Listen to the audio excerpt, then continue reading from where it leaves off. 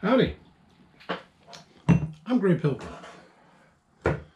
Well, the other day, a good buddy came over and we chatted for a while, had some good food, went around, looked at a bunch of things, and we commenced to do some dickering.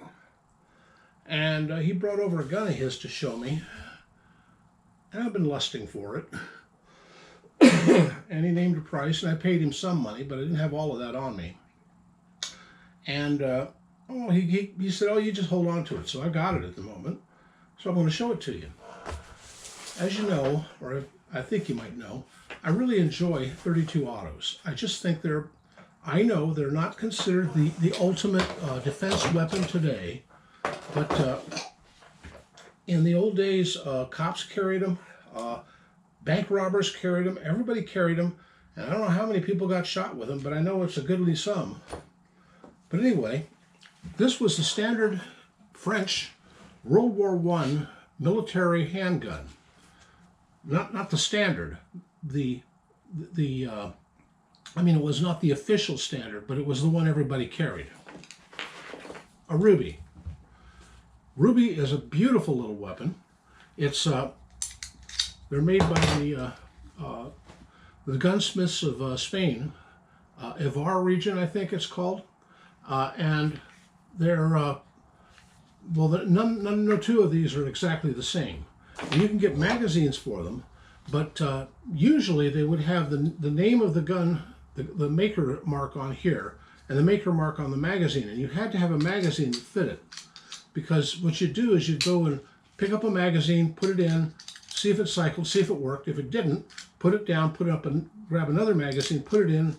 When you finally find one that works, you keep it with that weapon, because it's going to work with that weapon. This particular one is a little bit front heavy, top heavy.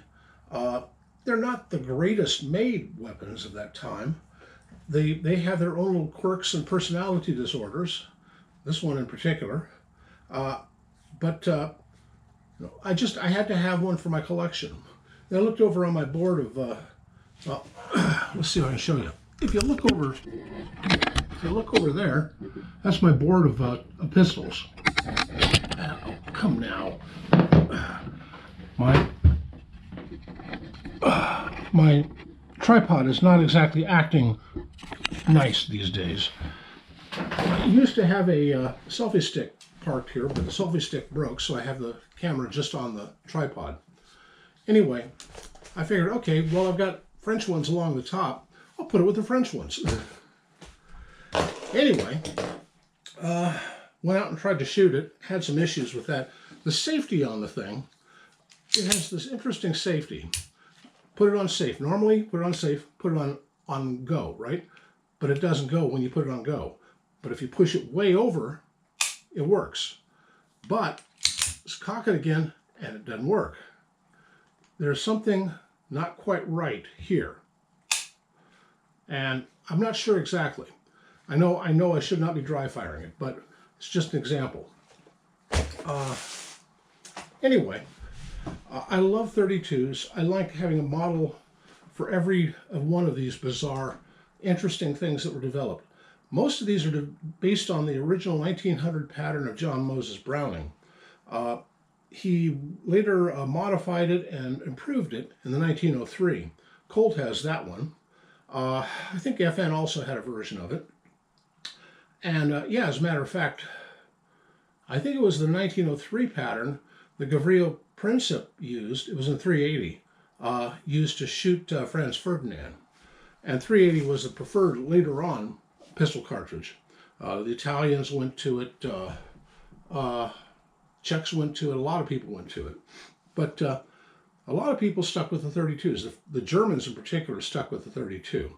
And they did most of their weapons in 32. I have a bunch of 32 German weapons over on the other wall. Various makes, various models.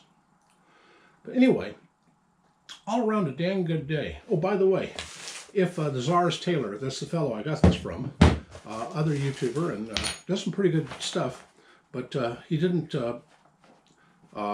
he left it the rug. This, by the way, this is called a rug. For those who aren't gun nuts, this is called a rug. And he left the rug with this. I don't need the rug. If you want it back, come on over and get it. But I don't need that because I've got a host of rugs around here, and gun cases, and the like.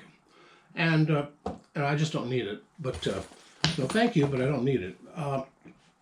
And anyway, by the way, Taylor, if you want, come and get it. And why don't you make some more videos? Darn it, you're pretty good. He's an exceptional seamster. I guess a seamster is what you'd call a male seam stitcher. You know, he makes uniforms.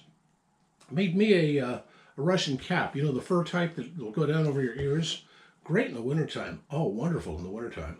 And I've seen some of his work, and he's just superb work.